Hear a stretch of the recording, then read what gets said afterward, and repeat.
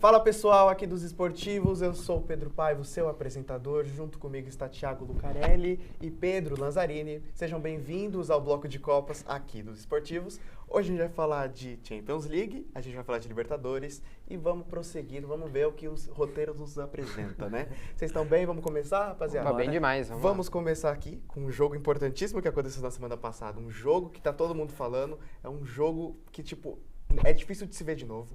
É impossível ter um jogo como esse, como Bayern de Munique e PSG. 5-4 PSG. O que vocês acharam dessa partida? Começando aqui com você, Thiago. Cara, uma partidaça, como a gente já tinha comentado semana passada. A gente imaginou que realmente ia ter esse nível de jogo, porque são duas equipes muito bem treinadas, que estão com ataques assim fulminantes, matadores.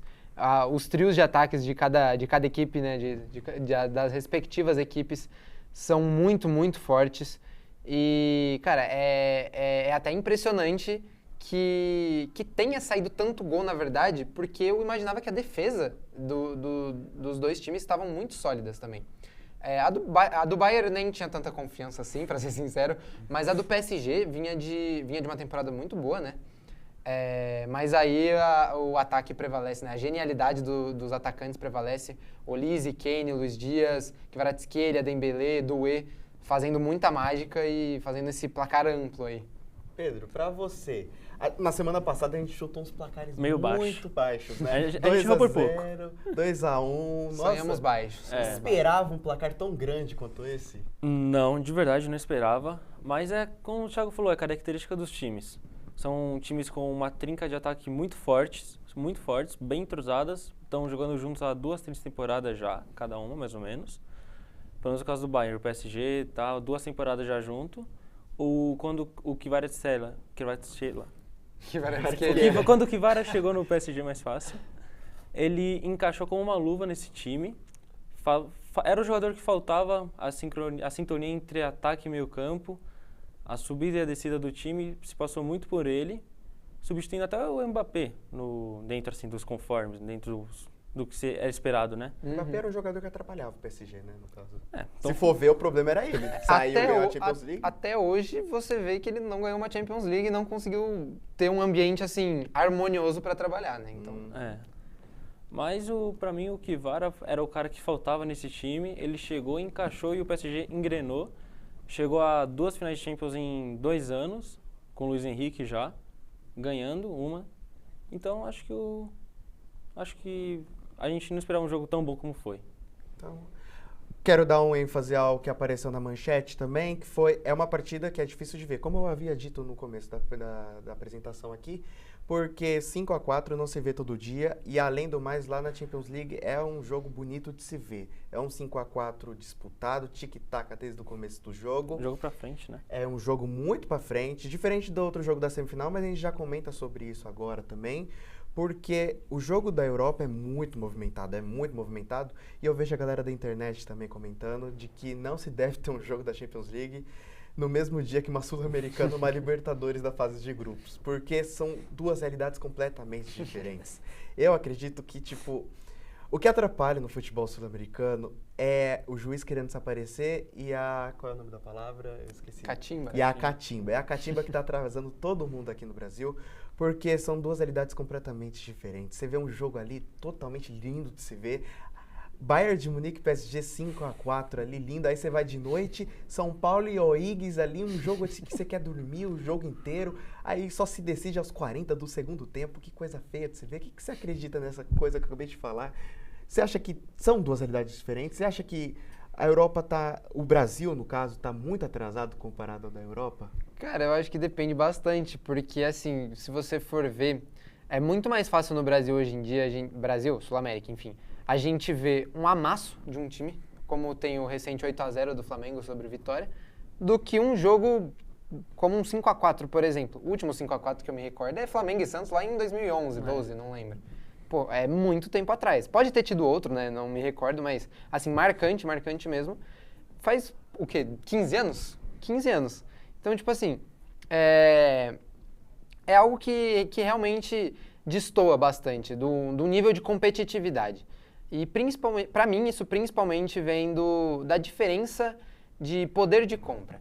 Lá eles têm muito mais poder de compra. Assim, óbvio que são Bayern, PSG, são times de elite. São times que têm muita grana para investir em seus elencos. E aqui no Brasil a gente não tem tantos times que têm dinheiro para investir no seu elenco. Aqui a gente tem Flamengo, Palmeiras e o resto está quebrado.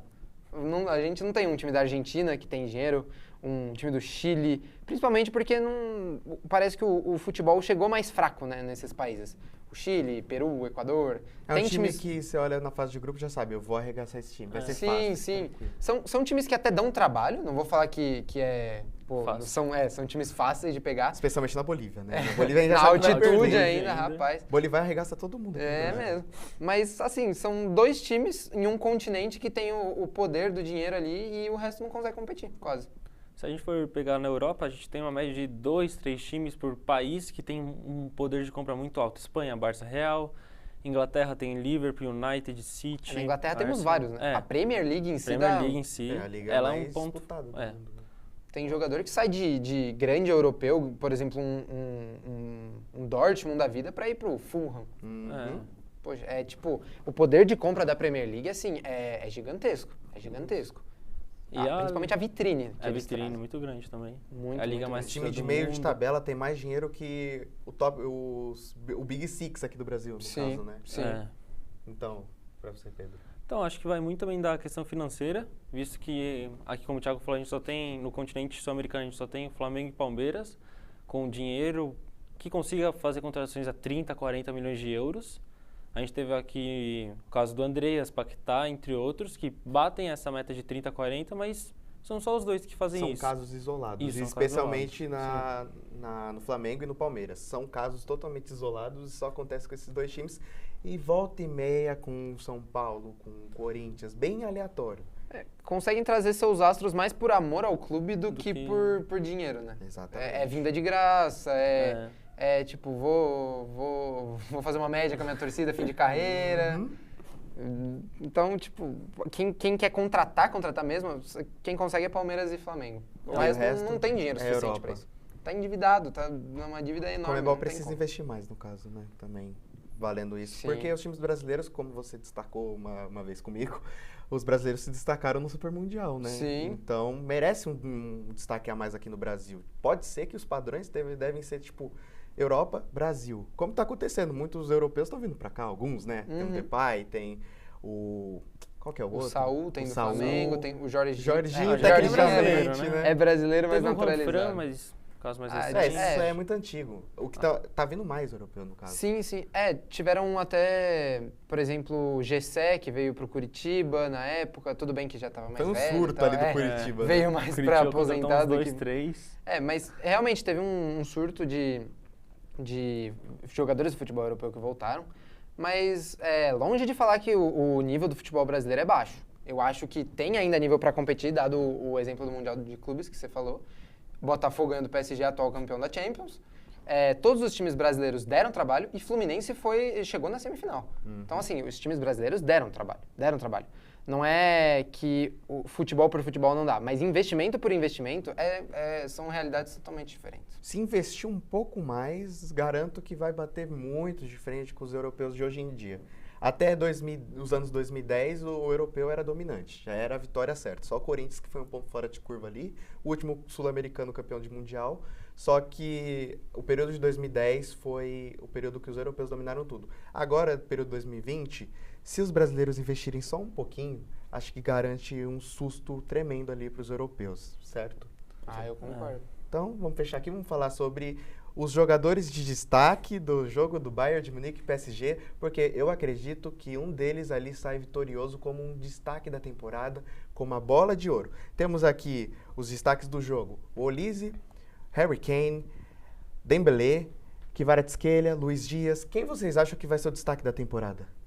Cara, pra mim, eu dei opinião até no programa passado, se o Bayern for campeão da Champions, eu acredito muito numa bola de ouro do Harry Kane, que pode, obviamente, vai ter influência a Copa do Mundo, então talvez seja um ponto ali que seja negativo pro Harry Kane, porque a seleção da Inglaterra não engrena, né? Parece que desde muito tempo, desde 66 até, como o pai brincou aqui antes com a gente, Desde 66, a seleção da Inglaterra não engrena. Só tem nome. Só tem nome, assim, os nomes de jogadores são astros. Agora, jogar a bola mesmo que é bom, nada. Mas, nesse ponto, eu acho que Olise e Dembélé vão ter um pouco de vantagem, porque creio que a França vai muito bem na Copa do Mundo. Mas eu acho que a temporada do Harry Kane é muito, muito boa. E principalmente ganhar um título que ele não tinha, né? Ele, jogando no Tottenham é difícil ganhar título também. Tá sendo quase rebaixado, né? Exatamente. O Tottenham é um caso à parte. É o Big Six que não é Big pra mim, né? Mas enfim. Small Six. Coisas pra outro programa. Mas pra mim são Harry Kane, Kvaratskhelia e Olise são os 3 que vão disputar a bola de ouro pra mim. Eu acompanho muito nessa linha, mas a gente também tem jogadores brilhando por fora. Assim, a gente tem o Julián Álvares no Atlético de Madrid jogando bem, fazendo gol. O próprio Mbappé no Real Madrid, que é o artilheiro da Champions e artilheiro do time, consequentemente. Mas, assim, um cara que faz o time engrenar, jogar, é aquela peça que faltava no time. Pra mim, se você tirar ele, o time não joga, é o Vitinha no PSG. Ele faz uma condução da defesa para ataque muito bem, conecta muito bem esse meio campo. Então, e o PSG, tanto o PSG quanto o Portugal não jogam sem ele. É um outro time. Então, acredito que o Vitinha faça uma diferença e, para mim, merece bola de ouro. Vem jogando bem. Não tem números como Doué, Dembélé, Kane. Sim. Mas é o cara que faz o time jogar. Sem ele, o time não joga. Eu gosto muito do futebol do Vitinha. Eu acho que ele é, assim, vital. Ele é um pilar do PSG. Mas eu acho que a temporada para a bola de ouro dele foi a temporada passada.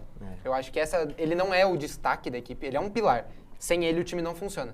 Mas eu não acho que ele é um destaque da equipe, como o Kvaratskhelia é essa temporada. Eu acho também que da bola de ouro só se decide depois da Copa do Mundo, Sim. Mas essa Champions League vai ser um pilarzinho, mas o pilar primordial vai ser a Copa do Mundo. Que, como você comentou do Kvaratskhelia, eu acho que ele não ganha pelo fator Copa do Mundo, né? Exatamente. A Geórgia não está na Copa do Mundo, mas é um jogador que foi muito importante na temporada, é muito decisivo, só que o fator Copa do Mundo vai prejudicar ele, né? Sim, concordo.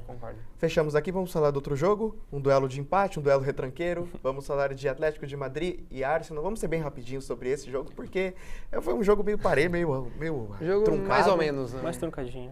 Você já Depois de ver a beleza do primeiro jogo, a gente já ficou meio, tá. Mas foi um jogo bonito de se ver também. Foi 2 gols de pênalti, mas foi muito retranqueiro, mas é um duelo de tática, um duelo que só se decide num jogo, num caso isolado, numa bola parada. Vocês acreditam que vai sair dali o vice colocado? Porque, na minha opinião, só vai ser o vice colocado ali. Então.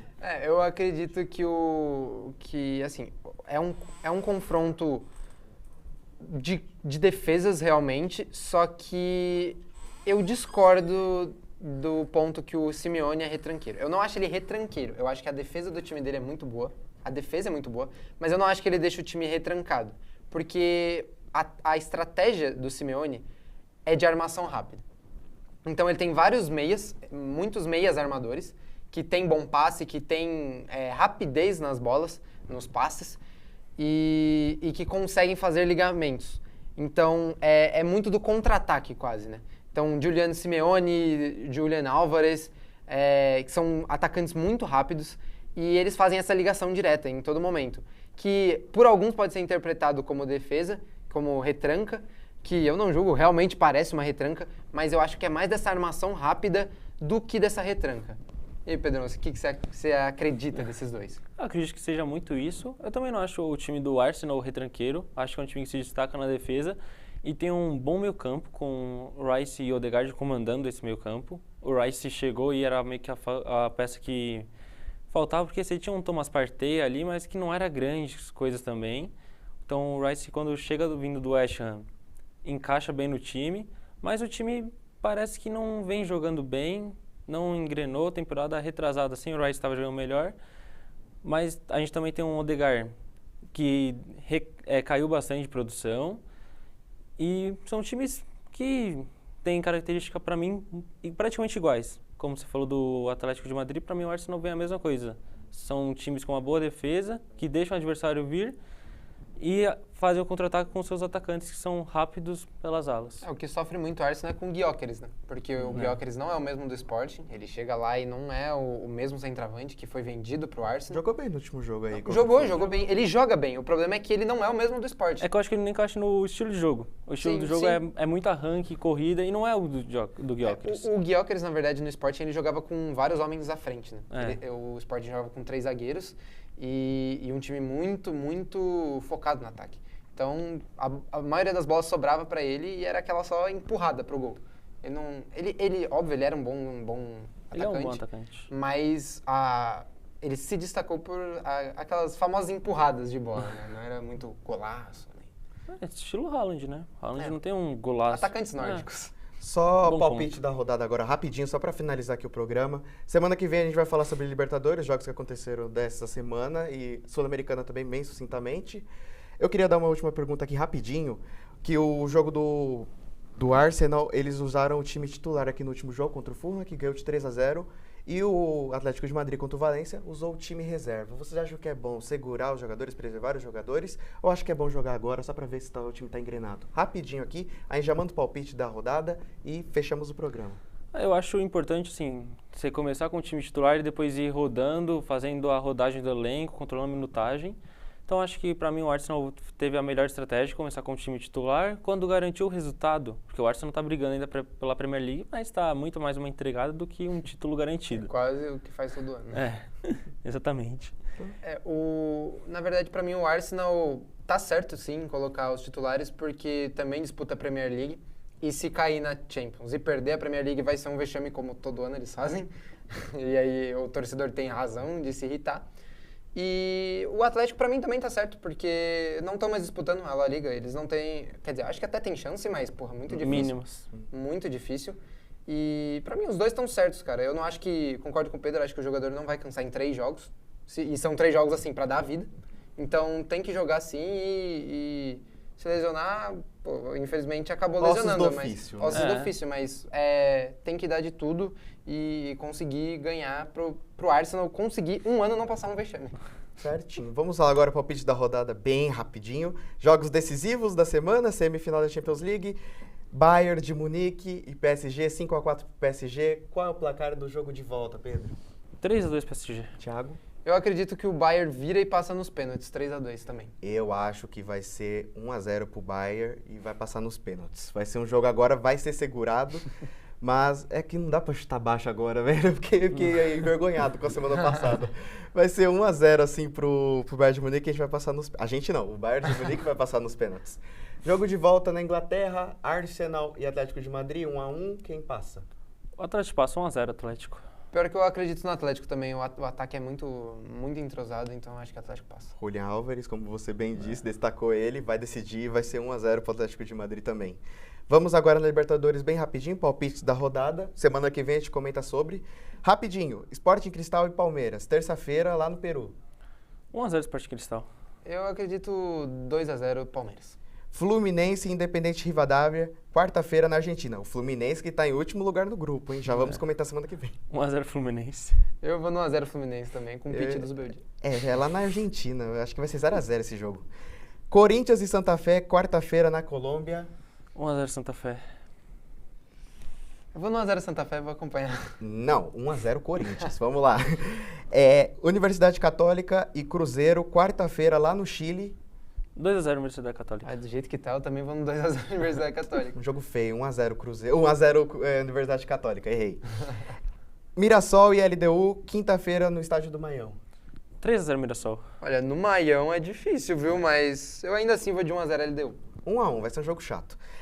Independente de Medellín e Flamengo, quinta-feira na Colômbia. 3-0 Flamengo. Eu vou no 2-0 Flamengo. 3-0 Flamengo também, é um jogo facinho. Vamos à Sul-Americana rapidinho, Juventude e Atlético Mineiro. Juventude e Atlético Mineiro. Atlético Mineiro que também está em último do grupo deles. E é terça-feira no Uruguai. 2-0 Galo. Eu vou no 2-1 Galo. 1-0, joguinho chato também. Deportivo Riestra contra Grêmio, terça-feira na Argentina. 1-1. Eu vou de 1-0 Grêmio. 0-0. Pra mim, 0-0. Recoleta contra Santos, terça-feira lá no Paraguai. 3-0 Recoleta. Neymar joga? Se ele quiser, perde. se ele Se quiser. joga, perde. Mentira, não sei. Eu vou de 1x0 Santos, vou dar essa moral aí pro nosso. Se joga, perde. Se não joga, perde. 1x0 Recoleta, um gol cagado de novo.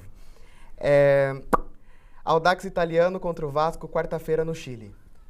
2-0 Vasco. Eu vou de 3x0 Vasco. O Acredito Vasco é no líder Renatão. do grupo, Tá então... confiante, hein? É que o Obrigado. Audax Italiano tá em segundo do grupo. Vai ser um disputadíssimo ali. 1x0 Vasco, vai. 1x0 Vasco. Botafogo e Racing, quarta-feira no Newton Santos. 1-0 Racing. Eu acho que eu vou no 1x0 Racing também. O Racing tá em terceiro no grupo e o Botafogo em primeiro. Mas vai ser 1x1 esse jogo. O'Higgins contra São Paulo, quinta-feira no Chile. 2-0 São Paulo. Prefiro nem saber, cara. Vou no 1x0 São Paulo só pra... Como eu falei no debate, vai ser 1x0 decididos nos 40 do segundo tempo. Fechamos aqui, senhores. Muito obrigado para quem acompanhou nosso programa. Fiquem aqui com o próximo bloco. Eu sou o Pedro Paiva, junto com o Thiago Lucarelli e Pedro Lanzarini. Apresentamos o bloco de Copas para vocês. Um beijo e obrigado. E aí, pessoal, espero que vocês estejam bem. Estamos aqui para fazer mais um programa aqui no Bloco do Brasileirão aqui do Esportivos. E, bom, hoje estou aqui novamente aqui com meus comentaristas, Otávio e Léo, e vamos comentar muito sobre o Brasileirão. Dessa vez nós tivemos a 14ª rodada no fim de semana. E vamos lá, pessoal, alguma consideração inicial de vocês? Foi uma rodada com muitos clássicos, né? Com algumas polêmicas, como sempre tem. Mas vamos nessa, vamos falar sobre essa rodada que foi bem agitada. É isso, rodada agitada, cheia de clássicos. Empates no final, Bahia, o Vasco empatando aos 97. Doloroso pro São Paulo, pro Flamengo, enfim. Também Palmeiras e Santos, 1x1. Também teve gol no final, mas foi anulado. Enfim, rodada bem movimentada, tem muita coisa pra falar. Perfeito. Então vamos começar falando do jogo de sábado, que inclusive a gente transmitiu aqui no YouTube, na Rede Esportivos. Palmeiras e Santos, 1x1 no Allianz Parque. Uma atuação bem ruim por parte do Palmeiras, pelo menos ao meu ver. Quem começou atrasando foi o Santos, né? Que até não participou do hino nacional. Mas em campo, quem atrasou foi o Palmeiras, que demorou muito para entrar no jogo e o Santos merecidamente abriu o placar com o Roleiser. Aí o Santos acaba fazendo gol muito cedo, né? Então se retranca, então aos 10, 15 minutos do segundo tempo o Palmeiras já começa a atacar, E o Santos faz começa o muito gol. bem o segundo tempo, inclusive. Começa bem e a zaga do Palmeiras bem aberta, né? Teve algumas oportunidades o Santos até para ampliar, mas aí numa bela jogada do Palmeiras fez um belo gol com participação do Alan, que para mim não pode ser reserva, né? Dessa equipe do Palmeiras. E o Palmeiras até vira o jogo, né? Mas como o Otávio também já disse, foi anulado, que realmente toca na mão do jogador do Palmeiras. É isso, né? Um Palmeiras que teve muita dificuldade, muitos momentos para criar chances, para de fato controlar o jogo, até os últimos clássicos entre Palmeiras e Santos, principalmente no Allianz Parque, o Palmeiras vinha controlando, vencia, enfim. No sábado foi bem diferente. Um Santos que nos dois inícios dos tempos, né, começou muito bem, né? Primeiro tempo o Santos começa em cima, corajoso, pressionando, cria duas oportunidades, tem um belo gol do Roleiser, bola no cantinho, inclusive, uma partidaça do Roleiser, né? Achando toda hora, achando Barreal, achando bom tempo, enfim, finalizando, fez um grande jogo, tá um grande momento mesmo, grande sequência. E no segundo tempo também, o Santos que voltou pressionando, que voltou criando chances, contra-atacando, acho que faltou ter esse ímpeto durante todo o jogo, né? Se o Santos consegue manter aquela pegada, acho que poderia ter vencido o jogo, poderia ter feito mais gols. Mas em alguns momentos recuou demais, como o Léo disse, e aí o Palmeiras foi crescendo, foi finalizando, ainda que num encante, ainda que tenha dificuldade, às vezes, de criar grandes chances. Um cruzamento ali, uma bola que chega no Ares, o Ares tem uma finalização na cara do gol, né, que ele perde. Aí uma roubada de bola do Alan, consegue o gol de empate, ainda quase vira o jogo, né. Mas no fim é isso, acho que no saldo geral o empate é até justo pelas chances que o Palmeiras criou, mas um Palmeiras que pode bem mais ainda, sobretudo jogando em casa contra um Santos em uma situação complicada, enfim, acho que um Palmeiras que pode mais. De fato, o Palmeiras é um time que precisa de bem mais. O Palmeiras é o líder do Campeonato Brasileiro e tem uma atuação como foi essa atuação de sábado, foi de fato vergonhosa. O Palmeiras jogando dentro de casa contra um adversário fragilizado que vive um péssimo momento que é o Santos, mesmo que seja clássico, aí vai ter o argumento que clássico vai quebrar as coisas, mas no retrospecto geral a gente vê que o Palmeiras Santos, o Palmeiras tem larga vantagem. Então, cara, pra mim é uma partida realmente vexatória assim, do time do Palmeiras. O Palmeiras tinha que fazer muito mais e pode se ligar também no sinal de alerta, porque o Palmeiras novamente está naquela, consegue os resultados, um time muito constante em questão de resultados, mas quando a atuação não vem, nem sempre o resultado vai vir. E aí a gente tem mais um caso. Por mais que o Palmeiras tenha conseguido a virada no fim do jogo, foi uma virada na sorte. Eu devo dizer isso. Na sorte, Quer dizer, sorte naquelas, é porque também o Palmeiras cresceu um pouco, mas é muito pelo adversário, né? Acho que diz muito sobre o adversário, que é um time muito fraco do Santos. Mas o Santos que de fato conseguiu fazer uma partida muito justa. Até o Santos, acho que, se você analisa, acho que o todo, analisando talvez estratégia, o contexto geral, né? O fato de ser uma equipe mais fraca, acho que talvez até poderia se dizer que o Santos mereceu vencer o jogo. Não sei se é uma loucura pensar nisso. Pelo contexto, né, considerando que o Santos é uma equipe mais frágil, você equilibrar o jogo contra o Palmeiras no Allianz Parque, de fato, é bem digno, assim, uma partida bem digna do Santos, o time se defendeu bem em muitos momentos, Lucas Veríssimo, Luan Pérez muito bem, o meio-campo bem, Roleiser fez uma partidaça, Gabigol foi bem. Então é isso, o Santos é uma partida muito honesta, acho que também não é pra ficar, pelo tamanho até do Santos, pra ficar, nossa, grande jogo do Santos, um grande empate, enfim, heróico. Tem que analisar o momento. Claro, mas tem que analisar o momento e entender também que é importante, um ponto, esses pontos que são inesperados numa briga contra o rebaixamento são essenciais, né? Então, de fato, assim, se o Santos vencesse também não fugiria do justo, porque, assim, acho que até foi melhor que o Palmeiras na maior parte dos momentos, apesar do Palmeiras também ter crescido, também ter finalizado.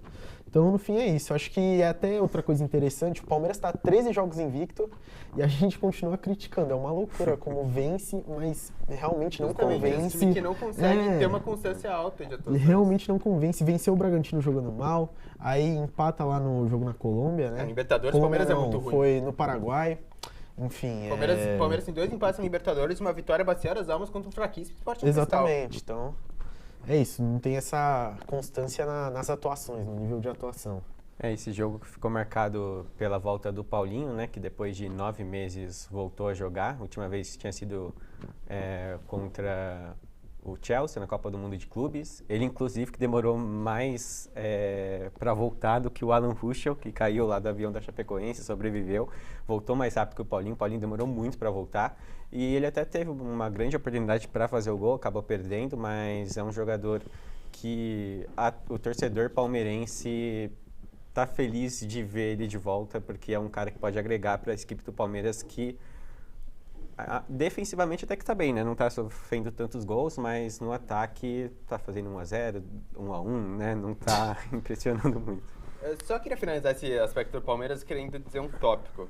No fim do jogo a gente teve a polêmica além do gol anulado e tudo mais, e um lance que não só me chamou a atenção, como chamou muitas pessoas, analisando assim, o pessoal falando na internet, foi a postura dos jogadores do Palmeiras após o fim do jogo. É dito que houve uma reclamação ali pelo acréscimo, mas pelo menos ao meu ver é bem evidente que houve uma reclamação muito grande por parte dos jogadores do Palmeiras com base pelo fato do gol ter sido anulado, corretamente anulado. Pegou claramente ali no braço, foi do Arias, né? Foi do Arias. Foi do Arias, enfim.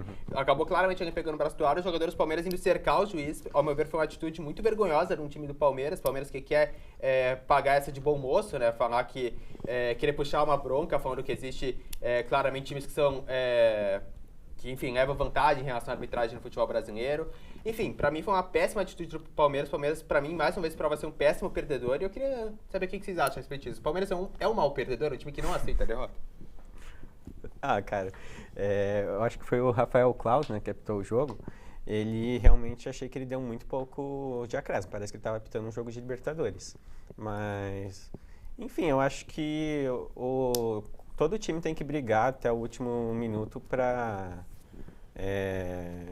enfim, defender seu time. Acaba que a filosofia, assim, principalmente da comissão técnica do Palmeiras, eu não defendo muito. Acho que dentro de campo o Abel, o João Martins, né, a comissão técnica é bem chata e eu acho que ele passa isso para os jogadores dele. Mas, enfim, eu acho que eles vão apenas estão defendendo o time deles e que realmente é chato, mas, enfim, é a filosofia deles. Eu acho que essa questão de ser um mau perdedor, acho que é uma questão do futebol brasileiro também, né? Sempre quando tem coisa com arbitragem e tal, o discurso é muito aquilo de o meu time foi prejudicado, o outro time jogou com 12 jogadores. O Palmeiras é um time que leva isso muito além. Leva além, realmente, o Abel, assim, toda entrevista, toda coletiva, ele tá lá, nossa, não, um sistema, realmente, assim, eles passam do ponto. O Abel, João Martins, comissão, enfim. É bem complicado, mas acho que é um problema até do futebol brasileiro, porque precisa tomar uma mudança de discurso, né?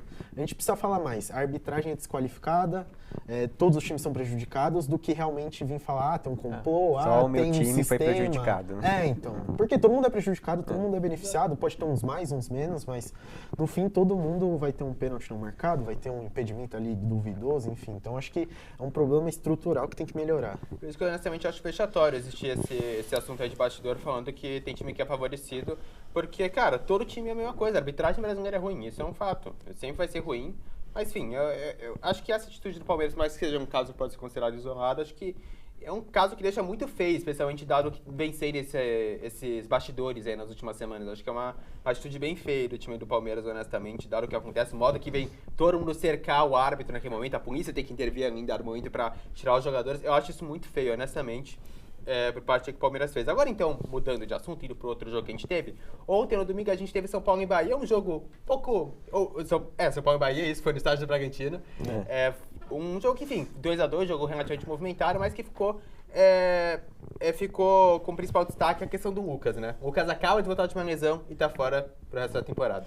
É isso, rompeu o tendão calcâneo ali, né? Então, fora da temporada agora, só 2027 ele volta, enfim, mais uma lesão pro Lucas, vive um momento realmente complicado nesse sentido. Uma pena, porque é um cara muito importante, muito identificado, que respeita a camisa de São Paulo, um cara que é até um ídolo pra muita gente, pra mim é um ídolo.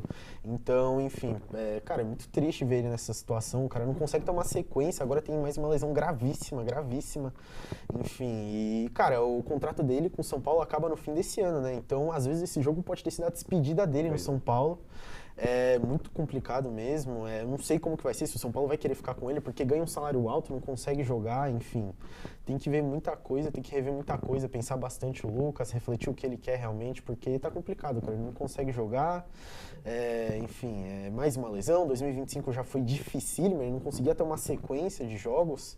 Agora 2026 ele volta de lesão, tem uma lesão, aí volta, aí machuca de novo, então, cara, realmente assim, triste. Muito triste. Pior que ele nem começa como titular, né? Ele entra em campo e sai lesionado, que acabou até prejudicando um pouco a equipe do São Paulo, porque o São Paulo vinha jogando bem até contra, né, o Bahia, perdão. Fica com a menos, né? Então, ficou com um a menos porque já tinha feito as 5 substituições. Sim. O São Paulo fez o gol com o Arthur, que, né, fez uma boa atuação quando ele jogava lá no Bragantino, estava jogando lá em Bragança e fez o gol dele.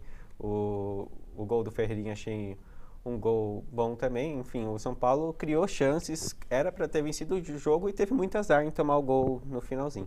Bom, meio rápido, mas de fato o programa já tá meio que chegando ao fim. A gente ficou muito tempo ali conversando do Palmeiras, o tempo até acabou voando, mas enfim... Encerrando o programa, a gente nem conseguiu abordar a rodada inteira, mas, enfim, já tá valendo. E, enfim, muito obrigado por você ter assistido e fique com o próximo bloco, então.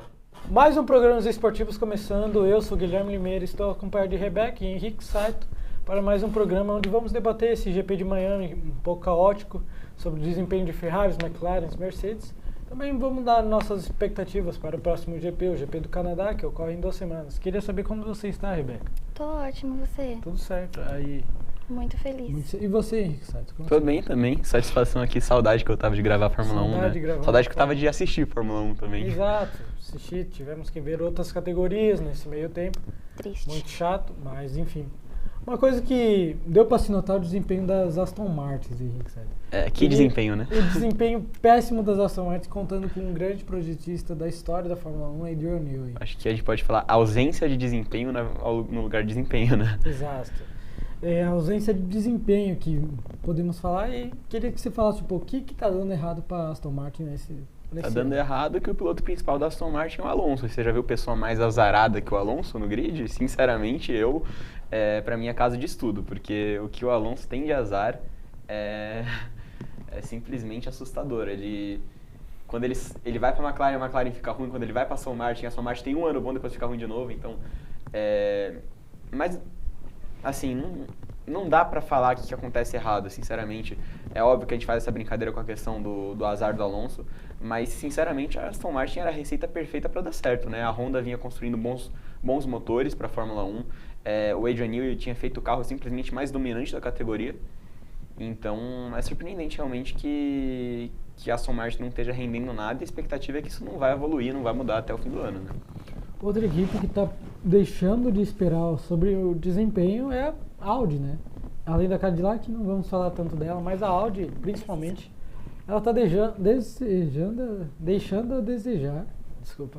deixando a desejar nessa temporada. Queria que você falasse um pouco sobre o Gabriel Bortoleto, que na corrida principal largou de último, né? Terminando na 12ª colocação, mas tipo, dava para ir um pouco mais caso, quem sabe, tivesse um grande desempenho no quali, mas o quali teve problemas. O Nico Hülkenberg abandonou. O que você acha que está faltando no Audi além disso? Tá faltando o carro dele não pegar fogo, né? Porque eu acho que começa por aí. A gente não pode medir muito a atuação dele muito por conta disso. Eu acho que a corrida dele é uma boa corrida de recuperação para quem saiu de último, conseguiu terminar em uma boa colocação. E é uma boa temporada. A gente tem um carro que evoluiu um pouco se comparar com a última temporada, mas eu acho que ele está extraindo tudo que ele pode, não à toa ele está ganhando a batalha interna da equipe. Eu esperava um pouco mais em relação à Audi, achei que a Audi já estaria andando um pelotão um pouquinho mais avançado, mas mesmo assim eu acho que é mais problema de durabilidade, mais problema de confiabilidade mesmo. Eu acho que isso é questão de tempo para a Audi se adaptar ao novo regulamento. Mas começa por aí, acho que acabando esses problemas, a Audi não pegando fogo no próximo GP ajudaria bastante. É interessante. Mas eu acho que é isso. O Bortoleto já mostrou que se ele tiver um carro à altura do que ele pode performar, ele vai performar muito e provavelmente vai ganhar a batalha interna da Audi para se colocar como primeiro piloto de vez. Certo. Algo que, sem dúvida, temos que ressaltar sobre essa grande corrida que tivemos em Miami, a única desde que estreou a pista em 2022, um grande desempenho da Mercedes, só não nessa temporada, mas com bastante o Kimi Antonelli e o George Russell. Eu queria que você falasse um pouco sobre essa terceira vitória seguida do André Kimi Antonelli, o piloto italiano, e se já dá para cravar um campeão. Dá. Eu, né, assim, clubista total, né? Mas Mercedes está bem. Eu acredito que a Mercedes, sempre que muda regulamento, tirando 2021, que não falamos sobre, mas toda vez que muda regulamento, a Mercedes está muito bem. Soberania automobilística boa de verdade. E o Kimi, muito consistente. Eu acho a direção dele muito consistente. Eu acho que ele é muito novo e ele está indo muito bem. O Russell também, ele tem uma segurança também na pilotagem. Gosto muito. E assim, toda vez que o Kimi faz pole, ele tá ganhando as corridas, né? Então, eu acho que a gente já tem campeão na temporada aí. Pra você, Saito, dá pra cravar um campeão? Ou o George Russell ainda chega mais? Com 20 pontos de diferença, as McLaren vão dar uma evoluída? Ou alguma outra equipe? Dá pra cravar o campeão já? Olha, eu acho que, infelizmente, a gente pode tirar um pouco da somatória as Ferraris. Eu acho que as Ferraris realmente deixam muito a desejar no ritmo de corrida. E o Leclerc, enfim, de vez em quando acaba sendo conhecido mesmo por pipocar em momentos decisivos. Mas eu concordo com ela, eu acho que o grande favorito realmente já vem se consolidando, o Kimi Antonelli. Mas eu coloco o Russell como uma decepção na temporada. Eu acho que com o carro que ele tem, ele podia estar entregando mais. E levando em consideração que o Kimi, apesar do baita piloto que é um novato, eu acho que o Russell podia estar se colocando um pouco, numa posição um pouco mais alta, podia estar... Eu acho que acaba sendo um pouco, não humilhante, mas é um pouco feio pro Russell estar tomando uma lavada do menino que entrou agora, o segundo ano dele na Mercedes. Óbvio que tem seus méritos, mas a gente esperava que o Russell estivesse dominando a temporada, né? Mas eu acho que vai ser isso, vai ser uma briga interna das Mercedes, mas a gente não pode descartar, é claro, as McLarens. Eu acho que quando a gente tem um piloto que tem o número 1 no carro, ele fez por onde, né? Ele não é o atual campeão à toa, então aí Lando Norris é um forte candidato, andou num ritmo muito forte em Miami. E é claro, o Oscar Piastri também é um baita piloto, então acho que as McLarens um pouco atrás, a briga realmente vai ser entre as duas Mercedes, mas as McLarens também correm por fora. E aí a gente nunca sabe o que esperar de Max Verstappen, né? Max Verstappen, que se ele tiver uma carroça, ele vai performar com essa carroça. Bom então, piloto. É o melhor piloto da pista, então nunca tiro do... Melhor, calma aí. Ah, é o melhor, Calma né? aí, não é o melhor, mas é muito bom. E pra mim, não é nem só o melhor do grid, pra mim é o melhor da história. Não é. Que isso, calma Não lá. é. Quer virar corte esse cara, quer virar corte nas redes sociais, entendeu? Calma aí. Isso é outra coisa que a gente percebeu, principalmente, foi o desempenho das Ferraris. Tanto com a punição do Charles Leclerc no final da corrida, e até o finalzinho ele tinha chance de pódio, chegou a rodar no final. Eu queria que você, Rebeca, falasse um pouco sobre esse desempenho das Ferraris, o que aconteceu de fato, além do problema de estratégia para você? A Ferrari, a estratégia é morta, né? Não existe estratégia da Ferrari, não existe. E quando teve a corrida, o único piloto que foi pro pit stop foi o Verstappen. Realmente muito bom. O Leclerc estava falando toda hora no rádio para colocarem ele para fazer a parada. Fizeram a parada erradíssima, horrível. Ainda teve penalização de 20 segundos. Péssimo. E o Hamilton também tá me decepcionando um pouquinho, sinceramente. Você acha que a idade já bateu pro Hamilton? Não fala isso. Ou ele ainda tem algumas corridas ainda para performar? Eu acho que ele é bom. Não, sem dúvida. Ele é bom. Ele dos ainda é bom. grandes. Mas ele não é mais um dos grandes do grid, não. Não, né? Não é. Pra- Tá mais pra por mim- entretenimento mesmo. É, tá ali porque assinou com a Ferrari e ainda tem Então, um nada a pouquinho de ver. lenha pra queimar, mas não completo, sabe? Exato. Pra você, Saito, ele ainda tem que continuar na categoria ou pra ele já deu, não precisa de mais nada? Eu acho que era muito melhor ele sair no alto, né? Sair no topo. Esses tempos da Ferrari não tem dado certo pro Hamilton. Conseguiu um pódio apenas. É óbvio que a equipe contribui muito para isso. Como ela falou, a Ferrari não acerta uma estratégia, não acerta um pit stop. É a segunda vez no ano. A gente já tem aí no GP da Austrália, que o Hamilton também pediu para parar antes, ou pelo menos para o Leclerc parar antes. A Ferrari não parou nenhum dos dois, eles perderam a corrida por causa disso. Então, vai muito da equipe. A equipe não ajuda, mas eu acho que sim. Se você pegar a batalha interna, o Leclerc está dando uma lavada no Hamilton. Então, acho que o Hamilton já está ficando um pouquinho ultrapassado. É óbvio que a gente tem que ter toda a cautela do mundo para falar disso. É um heptacampeão mundial, um baita piloto. Isso não vai apagar o que ele fez em toda a história. Mas, para mim, já está ficando um pouco ultrapassado. Acho que até mais que o Alonso. Acho que o Alonso ainda entrega um pouquinho mais com o carro ruim que ele tem do que o Hamilton entrega com a Ferrari. Então, na minha opinião, Hamilton... É que o Alonso ele é consistente também, né? É. Ele tem uma direção segura. Eu prefiro a pilotagem E o carro do é Alonso. horrível. Mas a direção dele é segura. Agora o Hamilton tá nessa de... É quase que outra categoria do Alonso, né, no caso. Não, é outra coisa. Eu acho que foram 40 segundos de diferença que o Alonso ficou pro resto do grid, então é um negócio de louco, assim. O tempo que o Alonso fez no treino classificatório, se você for olhar, é um tempo pior Do que o da F2. do que o pior carro da Fórmula 2. Um negócio É assustador triste. mesmo. Isso é realmente triste, mas falando já na Mas eu próxima... acho que não é culpa do Alonso, como eu falei. Não. Acho que é culpa realmente total do carro, porque se o Alonso tivesse o melhor carro do grid, eu acho que é ele e Verstappen, os dois melhores do grid, na minha opinião. Acho que o Leclerc hoje está numa fase abençoada também, apesar de ter uma equipe muito ruim. Mas é isso, o Hamilton pra mim, esse ano já deu. Acho que Certo. não tem que continuar. Falando sobre o próximo GP, o GP do Canadá, que ocorre daqui 2 semanas, queria que você, Rebeca, falasse um pouco das suas expectativas e do seu pódio ideal. Gosto muito do GP do Canadá.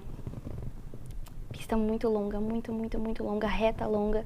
Gosto de ultrapassagem, gosto de batida, gosto de fogo. Mas eu, né, Mercedes, dobradinha da Mercedes, com certeza. E provavelmente uma McLaren. Para você, o pódio seria da McLaren, mas a dobradinha da Mercedes, quem ficaria em primeiro e quem seria em segundo? Não gosto do Norris. Então, né, sou bem contra ele. Eu não acho ele um bom piloto. Não acho. Acho que ele falha muito na largada, principalmente, horrível na largada. O Piastri, acho ele muito bom. Só que primeiro piloto é o Norris, não tem jeito, né? Então, provavelmente o Norris. Certo, e você, Saito? Eu também não gosto muito do Norris, acho que você sabe disso. Bastante. Mas eu tô de acordo com ela, acho que vai ser uma dobradinha da Mercedes. Eu vou apostar uma vitória do George Russell, que tem que mostrar mais serviço. Então tá sob uma pressão intensa, agora com um bom desempenho do Antonelli, que vem ganhando simplesmente todas as batalhas entre os dois. Então eu vou cravar aqui a vitória do George Russell, eu acho que ele é um baita piloto, um dos melhores do grid. Então vai dar uma resposta, vai botar o Antonelli, querendo ou não, no lugar dele, apesar de ser um baita piloto. E vai vencer a corrida no GP do Canadá. Em terceiro lugar, eu vou colocar aí o Max Verstappen voltando pro pódio. Certo. No meu, eu acho que vai dar George Russell. Logo em seguida, o Kimi Antonelli. E em terceiro lugar vai dar uma Ferrari. Uma Ferrari? Uma Ferrari. Leclerc. Principalmente com o Leclerc, claro. Com Mas certeza. isso a gente vai descobrir daqui a 2 semanas como será esse GP. Animada. E fiquei agora com o bloco de basquete. Obrigado pela presença dos dois aqui nesse programa. Tchau, gente. Começando mais um programa, primeiro round dos playoffs acabou e vocês estão vendo o resultado, né? Fora o nosso amigo aqui que está sendo devidamente humilhado O resto todo mundo passou, o Lakers passou, o Thunder fez o que a gente esperava. E o Philadelphia, assim como ninguém esperava, nem eu esperava, passou do Boston em 7 jogos, Joel Embiid jogando muito, sem o apêndice, todo operado, mas passamos, é isso que importa. Meu nome, amigo. O karma, quando ele bate muito forte. Essa que é a verdade, né? Então esse aqui é o meu castigo, né? Então, eu odeio esse cara, odeio esse time. Nossa, que coisa horrorosa que eu tô fazendo. Combinou, pô. Hã? Combinou com você. Eu acho que ficou bom em você, mano. Te usar mais vezes. Acho o azul ficou legal, né? Combina com meus olhos, né? Exatamente. Vai dormir. Eu tenho uma denúncia. Chegou no meu WhatsApp aqui, falaram assim, acho que eu não vou hoje. É verdade. Mas ele veio. Começaram a dar desculpa, falando, não, é que eu tô tossindo mais do que o normal, eu acho que eu não vou. E no fim você veio, né? A desculpa era válida, tá? Eu tô doente, eu tô tomando antibiótico. Agora sim, foi quase uma desculpa, mas eu vim porque... Agora me responde a pergunta. O Celtics perdeu, foi, amigo? Perdeu e foi humilhado ainda. Isso mas por cima. Dito isso, velho, esse time... Metade do time tem que ir embora. Dito isso, também tem que ir embora. Ou vai metade do time ou vai o treinador. Como eu não quero que o treinador vá embora, vai metade do time. Bom, pra quem não viu, só passando os dados um pouquinho do jogo, o Joel Embiid com 34 pontos, o jogo no... TD Garden. Jaylen Brown com 33, 9 e 4, o Tyrese Maxey com 30 pontos, ou seja, Joel Embiid e Tyrese Maxey é uma dupla que eu particularmente amo e odeio ao mesmo tempo. É o Kobe Shaq da nova geração. É o Kobe Shaq de Filadélfia, moleque. E aí a gente teve os dois combinando pra mais de 60 pontos. Mas vamos falar a real aqui. Vamos falar a real. Que quinteto titular horroroso que o Joe Mazzulla colocou pra jogar. Meu Deus do céu, do nada. Boston, ele é horroroso, Ele colocou 3 caras diferentes no quinteto titular, mais Jordan Walsh e Vucevic, nenhum dos caras fizeram ponto. 0 para 12. 12! Fizeram 12 arremessos e nenhum ponto. Colocaram o Schwarman de titular. Nem pra... estamos sem o... Já começou sem o Tatum no negócio, o jogo 7. Ficou no negócio. Não, já tô estressado. Já começou sem o Tatum no jogo 7. Jogo 6 se machucou no terceiro quarto, sentiu uma rigidez na panturrilha, a panturrilha esquerda, né, que foi a que machucou. Não botaram pra jogar, o que eu acho válido, até porque vai perder o cara de novo por mais um ano. Também não acho muito inteligente. Mas aí já começa sem o Tatum. Aí o quinteto titular muda todo mundo... Deixa sem pivô, normal. Já não tinha, né? Já não tinha pivô. Aí já deixa sem pivô. Aí o pivô é o Luka Garza, que jogou de liga no passado. Meu Deus, Luka Garza. Cara, contra o Embiid MVP. Meu pivô titular é Luka Garza. No jogo 7. No jogo 7. O cara que não tava jogando nada, a série inteira, que era o Derek White, tava horroroso. 8 pontos de média, 20% de aproveitamento nos dois, tanto de mid-range. Não, e ontem jogou. E ontem jogou, só que era só ele. Aí o Jaylen Brown vira um bêbado. O cara acaba o playoff 5 horas seguintes. Gostei da live dele. Não, eu ia falar agora. Genial. 5 horas seguintes, vou abrir uma livezinha, rapaziada, pra falar um pouquinho. Começa a falar muita merda. Você vê, ele falou que foi o melhor ano da carreira dele? Ah, mas foi, não, definitivamente foi, mas é porque... Mas foi. Comparado com os outros? Mas é meio individualista, né? O cara ganhou... acabou de ser eliminado, não, mas foi meu melhor ano. Não, mas deixa ele falar que ele aumenta o pacote dele, ele é trocado, essa porra. Não, mas eu gostei falou dele analisando as jogadas, falando, não tocaria ali pro de 100 vezes eu trocaria sempre o Pritchard. A questão é que agora tá um rumor muito grande que o Boston tá em busca de um pacote pelo Antetokounmpo. Não é nem zoeira. Acho que um dos mais fortes é um dos insiders mais fortes, Bill Murray, alguma coisa assim, falou que o Boston é um dos favoritos para tentar fazer um pacote pelo Giannis.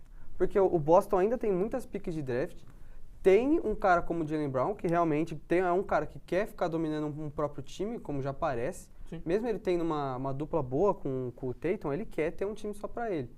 E o Boston consegue fazer um pacote, pelo menos, de um tal relevo para conseguir o Giannis. Vamos ver se essa derrota realmente foi só uma derrota, uma das maiores... tapa na cara. Só foi uma das maiores humilhações da história do Boston. Nunca tinha perdido uma série ganhando de 3-1, aí vai lá e perde pro Philadelphia, que não perdeu uma série pro Philadelphia há 42 anos. Philadelphia que nunca virou uma série por 3-1. Ou seja, quando é pra ser, acontece, e aqui é justamente na nossa vez. Que beleza. Agora falando do seu Lakers. Do gigantesco? Do Leicudo. Que não passa esse tipo de vergonha assim? Chegou ao limite, né? Ficou com medo? Do quê? Ou não, ficou suave? Fiquei. Não ficou. Fiquei. Pô, ali, nos primeiros 5 minutos do jogo eu fiquei mais tranquilo. Porque eu vi que o LeBron tava no jogo. Se o LeBron fizesse um péssimos primeiros 5 minutos, aí ficaria tenso. Como foi um jogo 4 dele, né? Que fez 10 pontos, 8 turnovers. Nossa, o 4 do LeBron foi nojento. Mas ele entrou com tudo. Esse jogo do Lakers contra o Houston, dava pra ver que quem ganhou é quem tinha mais experiência dentro de quadro. Sim. Porque você vê o jogo do Houston, o Şengün tava perdido. A defesa do Lakers, o que era aquilo? O Şengün tava tentando fazer o máximo de tentar tirar falta de máximo de gente possível, girando o corpo, tentando fazer fall bait à vontade. Ele quis ser o Sheila. Mas ele não tava conseguindo fazer nada. Ele conseguiu com o Ayton. O Ayton saiu conseguindo faltas, mas... Não, mas mesmo assim, o Ayton tava conseguindo... O Ayton, até no ataque, que ele não pontuou tanto, a presença dentro de quadra do Ayton contra o Şengün tava muito maior do que foi nos outros jogos. O Şengün não entrou na partida definitivamente. Ele tava tendo muito turnover, ataque muito mal feito, tava tendo ideias de... Realmente, porque ele é o ball handler do time, tava tendo ideias de ataques muito ruins. O Lakers, como você vê, porque a pontuação foi baixa até, ninguém passou dos 100 pontos, foi 98 a 78 ou 80, alguma coisa. Então foi um jogo muito trancado e quem ganhou tinha mais experiência. O Luke Kennard não fez ponto, mas a presença dele ali já era outra coisa. A gravidade do o Austin Reeves voltando, né? O Marcus Smart, teórico, eu acredito que tenha sido o jogador mais importante por Lakers na série. Né? Na série foi o que o LeBron falou depois, ele elogiou muito, falou assim, foi um time muito coletivo, a gente realmente estava botando... A gente não estava botando fé em um jogador só, estava botando fé em todo o time. Sim. Então, se um cara, naquele momento, estava dando condição, era o cara que vai jogar. E ele elogiou muito como o Marcus Smart estava na série. Não, e agora é o que a gente estava conversando antes, porque agora o Lakers passou de Houston, pega o Thunder, que varreu o Suns. E, cara, para essa série tá um pouco complicado, porque vai depender de todo mundo em quadra, e um pouco mais. Nem isso, depende de todo mundo do Lakers, uma partida de todo mundo, ok? Exato. A parte da uma força divina, porque, cara, realmente vai... É muito difícil pensar o Lakers ganhando um jogo contra esse Oklahoma. Sim, e assim, sendo bem honesto, o meu palpite para essa série é que vai ser aquela famosa barreira ética, que o Lakers vai ganhar um jogo, e esse um jogo vai ser porque a bola de 3 do Thunder não vai cair. E aí o Lakers conseguindo arrancar uma derrota meio na marra, mas pensando em série, assim, pensando em competitividade, eu acho que não vem, não. Mas se depender dos nossos palpites também, né? É verdade, a gente... É verdade. A gente que tem 0% de aproveitamento em todos os palpites. Mas a gente acertou do Thunder. Thunder e Spurs, a gente acertou que os dois passariam. É verdade. Mas aí também... Mas 0%, não é? Mas esse palpite agora, você como torcedor do Oklahoma, acho que todo mundo... todo mundo tá... É um consenso no mundo do basquete que, tipo, é muito difícil o Lakers ganhar um bagulho. Porque o Luka tá querendo voltar, mas estão falando que ele não tá nem correndo ainda. Ele não começou a praticar um V1 ainda. Ele não tá correndo, não é que ele não praticou com a bola, ele não pode correr ainda. Então ele não vai voltar, é muito difícil ele voltar. Então o Lakers tem que se garantir com o LeBron e o Austin Reeves voltando de lesão, não faz nem uma semana. E o LeBron com 41 anos, né? Então, o LeBron de 41 anos. Não é o LeBron de 41 anos. Com o DeAndre Ayton e Marcus Smart. Luke Kennard, meu Deus. Luke Kennard virando Curry, assim. LeBron e companhia. É difícil. Não, então, mas pensando nessa série, pra mim vai ser meio essa barreira ética. Pra você, como torcedor do Lakers, o que você projeta pra essa série, pensando em resultado? Honestamente, eu vou ficar chateado e triste com a eliminação, que é inevitável. O momento que a gente tá aqui é inevitável. Nunca duvide de LeBron. Hein? Mas nesse caso dá pra duvidar do LeBron de 40 anos, dá pra duvidar um pouquinho. Mas eu acredito que, não sendo uma varrida, eu já ficaria mais aliviado. Se for varrida aí vai pesar e vai ficar bem bravo, porque ser varrido não dá. Ainda mais com o LeBron James no time. Eu acho que não vai ser uma varrida, não. O Oklahoma acabou de varrer eu acho que é muito difícil você varrer duas vezes seguidas. Mas acho que o Oklahoma tá muito focado pra varrer todo mundo. Será? Eu acho, mano. É um time muito bom, mano. Então. Consegue varrer todo mundo. Exato. Talvez só os Spurs é o único time que consegue varrer todo mundo. Sim. Também. Mas eu acho que isso pode fazer diferença, pelo menos no primeiro jogo. Porque o Lakers pode estar com mais ritmo de jogo. Sim. Isso já fez diferença em outros jogos, né? O KC tá desde terça sem jogar. Tá. Desde terça. Então é um ritmo de jogo a mais que o Lakers tem. Mas eles são mais cansados, então sim, tem esse ponto. Agora passando pro leste, Philadelphia passou, pega o Knicks. E do outro lado o Pistons ganhou do Magic, o Magic realmente provando que gosta de surpreender e gosta de decepcionar na mesma série. E agora a gente vai ter realmente o Pistons pegando o... Quem foi? Pistons e Cavs. Pistons e Cavs, que cara, eu sinceramente eu tô vendo esse leste cada vez nivelado mais embaixo. Porque o Cavs foi para um jogo 7 contra Toronto, E aí o pessoal fala, né? O Cavs é pai do Raptors e tal. Não, o LeBron é pai do Raptors, o Cavs mesmo teve uma dificuldade absurda para ganhar de um time encaixado de Toronto, mas que não oferecia muita coisa e realmente o time... É um time que não foi montado para ganhar agora. Exato. E aí o time do Cavs sofrendo muito, mas acho que...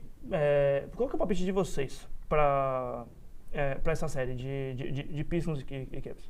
Eu vejo Detroit favorito principalmente pelo fator fechar jogos, que eu acredito que serão jogos muito apertados. E o Cavs no first round não demonstrou nenhum poder para fechar jogos, foi até constrangedor. Foi o Spider fez. Então eu acredito que o Cade para fechar jogos, e tem jogadores que mostraram que podem fechar jogos melhores que o Cavs, que isso pode fazer diferença e pesar um pouco mais pro lado de Detroit. Acho que essa série vai se caminhar muito pelos coadjuvantes que tem nela. Como a gente viu na série do Detroit e Orlando Magic, como o Jalen Duren não conseguiu jogar contra o Wendell Carter Jr. Não é um pivô de primeira categoria, é um pivô mediano, tem uma defesa boa, tem um ataque mediano, só que o Jalen Duren não estava conseguindo fazer nada no ataque, não estava conseguindo fazer muita coisa. E nada defesa E também, agora nessa série contra o Cleveland, ele vai enfrentar um cara mais defensivo. Dois caras melhores do que então, ele. Dois, e o Evan Mobley melhores que ele, não sei. Melhores do que ele é melhor que o Jarrett Allen. O quê? O Jalen Duren? Não. Não, a gente tá falando que o Jarrett Allen e o Evan Mobley é melhor que o Wendell Carter Jr. defendendo. Sim. Então vai ser uma pegada muito mais difícil. Mas eu ainda acho que é que assim, nessa temporada o Jalen Duren deu um salto muito grande. Mas, cara, pensando assim, tipo, no conjunto e nesse playoff, Jarrett Allen e Evan Mobley estão jogando mais do que o Jalen Duren. Isso não tem o que falar. E, bom, pra mim eu acho também que vai ser um pouco nivelado nisso, porque a gente teve muito Max Strus tendo que aparecer. Na série do Pistons, o Amen Thompson apareceu defendendo muito bem, mas sim, o Pistons depende de 200% do Cade. Se o Cade não fizer 50 pontos e 2 assistências, o time não vai jogar. E aí, cara, o Cavs tem mais jogos, tem mais jogadores que podem fazer diferença. Tem o próprio Jarrett Allen, que no jogo da eliminação somou para 20 pontos e 20 rebotes para mais. O Evan Mobley, que é um monstro defensivo, tem o Spider Mitchell, que a gente já conhece o retrospecto dele, e tem o Harden, que é um cara que, em playoff ele brilha, mas ele brilha em momentos específicos. Calma aí. Aí passou do jogo 6. Em playoff, o Harden tem um histórico de pipocar. Até nessa série ele tava com médias horrorosas. Sim. Eram médias de 18 pontos ali, pontos legais, mas o cara tava com quase 9 turnovers por jogo. Um cara que... O Harden não tá... É que também colocar essa série do Cleveland contra o Toronto, todo mundo tava muito mal. Sim. Era uma série muito ruim. Porque a gente vai nivelar por baixo, as duas séries foram 7 jogos. Essa série, vendo assim, a série do Detroit contra o Orlando foram bem mais divertidas do que assistir o resto. Se você vê, todo mundo ganhou em casa. Se você parar pra pensar, todo mundo ganhou em casa, menos o último jogo, né? Sim. Não, todo mundo ganhou em casa. Todo mundo ganhou em casa, não teve todo mundo ganhou em casa. Foi até, acho que foi uma das únicas vezes que isso aconteceu, todo mundo ganhando em casa até o último jogo. Mas você pega, vai ser, como a gente está falando o tempo todo, acho que desde a semana passada, o leste está muito nivelado por baixo. Vai ser um time que consegue ter uma constância mediana por toda a série. Sim. E eu acho que é mais apostar no fácil, mas acho que o Detroit tem mais isso. Sim. Ele tem um core um pouquinho melhor, tanto no quinteto titular. Eu acho que o Cleveland tem que se garantir muito na rotação deles, em quem eles vão começar a trocar, porque não sei se o Donovan Mitchell vai conseguir fazer uma marcação 1-1 contra o Cade. Se o Cade conseguir realmente ter essa noção de que ele é o cara, pelo menos nesses 2 primeiros jogos, ele vai conseguir ter uma média de pelo menos uns 27, 28 pontos por jogo nessa série. Ele tá baleado também, né? Tá baleado depois da lesão no pulmão que ele teve. Ele tá jogando com a cinta, se não me engano. Então, mas mesmo assim, ele tá jogando bem, parece que ele tá jogando solto, mas o time dele não tá acompanhando o que ele tá conseguindo fazer, eu acho. Sim, e bom, agora passando pra outra série, deixando o melhor pro final, a gente tem Philadelphia e Knicks passando. E, cara, assim, como torcedor do Philadelphia, eu particularmente tô um pouco receoso pra série, porque na minha humilde opinião, humilde nem pouco, mas enfim, o Knicks tem exatamente o que falta no Philadelphia, que é a profundidade de elenco. O time, comparando só o quinteto titular, eu acho que é uma série bem equilibrada. Mas quando você para comparar o banco, não existe. O Philadelphia hoje tem um cara no banco, no máximo 2, e o Knicks vem com uma rotação para mais de 9 caras, e 9 caras que fazem a diferença. Então, sim, eu sinceramente, assim, eu acho que a série ela vai ser bem definida pelo banco, pelos confrontos para além da rotação titular, e principalmente para quem vai fazer mais a diferença em relação ao protagonismo. Porque o Jalen Brunson, contra o Hawks, ele cansou de errar a bola no clutch time, e o Joel Embiid, que é um cara que no clutch time decidiu. Então eu acho que a série vai ser... Vamos ver agora, porque o Knicks realmente pelo menos tem condição e tem pivôs que podem tentar marcar o Embiid. Tem que aproveitar que o Embiid não está 100%, óbvio, sim, não estando 100%, meteu 32 na cabeça do meu time. Mas o Knicks tem jogadores melhores para marcar, o Giannunobi pode marcar, o Karl Anthony Towns mesmo sendo um corpo meio... Só o Jalen Brunson não marca. Só o Jalen Brunson não marca, mas aí você pega, aí tem o Mitchell, tem o Karl Anthony Towns, tem o Giannunobi, tem o Bridges, o Josh Hart mesmo sendo pequeno, ele consegue fazer o que ele consegue fazer, então eles têm um core muito bem defensivo nesse time. Sim. Então eu acredito que vai ser uma série bem disputada, porque agora eu não posso falar um pouquinho mal da Philadelphia, porque quando os caras querem fazer ponto, eles estão fazendo ponto. Então o Knicks conseguiu perder 2 jogos contra o Atlanta. E eu acho que isso pode muito bem acontecer contra o Philadelphia, se não for para um jogo 7. Se o Atlanta não ficar esperto, esse jogo pode cair no jogo 7 de novo. Eu acho que pode muito depender também de como vai estar o Embiid, né? Porque ele foi o pilar principal na vitória, sim, contra o Boston. E assim, você via ele durante o jogo, ele estava estatelado no chão. Com dor, os fisioterapeutas tudo do lado dele fazendo massagem, e tipo, ele estava completamente acabado. Então eu acho que vai muito depender de como o corpo do Embiid vai estar, né? E de como ele jogar, né? Porque eu acho que vai ser uma série muito mais pegada fisicamente para ele do que contra o Boston, porque o Boston não tem jogadores de garrafão. Porque como o Boston é um dos times com o menor ritmo da liga, então não tinha muito contra-ataque, não tinha muito infiltrada, era só o Jaylen Brown, e era muito mais bola de 3, então o Embiid conseguia ficar parado dentro de um garrafão.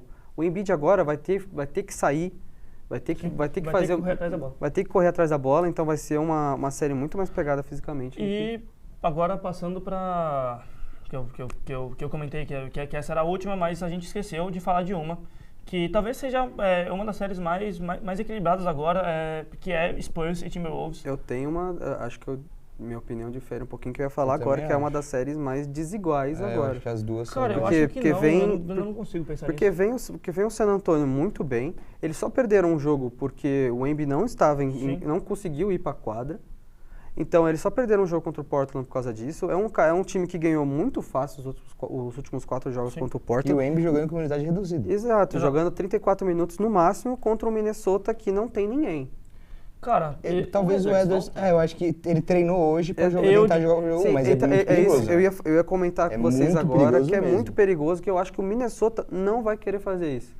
Porque é querer fazer um Derrick Rose em cima dele. Mas acho que nesse caso a palavra dele vai valer mais que do time. Eu também acho. Aí você pega, ele joga o primeiro jogo, ganha. Vai no segundo, se machuca de novo. Qual que vai ser a possibilidade de falar assim, pô, olha que decisão errada que Anthony Edwards e a franquia do Minnesota teve. Perdeu a pick 1 porque queria jogar um negócio que ele tava com a perna toda arregaçada. Então, e tipo assim, pra mim, eu acho que essa série, ela acaba se equilibrando, porque, cara, o McDaniels jogou muito contra Denver. O Gobert mostrou que realmente a gente não pode subestimar ele. Ele é um cara com 4 títulos de defensor do ano na conta. Um defensor histórico. Ele é um defensor histórico. E assim, marcando o Jokic, que pra mim é o melhor do mundo, eu acho que a série depende muito dele. Tem o Dosunmu que tá jogando muito. Se voltar, né, também o Dosunmu. Sim, se voltar o Dosunmu. Mas eu acho que realmente é uma equipe muito desfalcada contra uma equipe que vem muito quente. Bom, das séries que terminaram agora foi isso. O segundo round começa hoje à noite. Quando vocês estiverem vendo esse corte, provavelmente alguns jogos já começaram. Se curtiu o programa, comenta aqui. Se você discorda da gente em alguma coisa, que provavelmente isso vai acontecer, comenta aqui também. Conhece alguém que gosta de basquete? Manda pra pessoa, vê o que ela acha. E é isso. Um beijo, até semana que vem.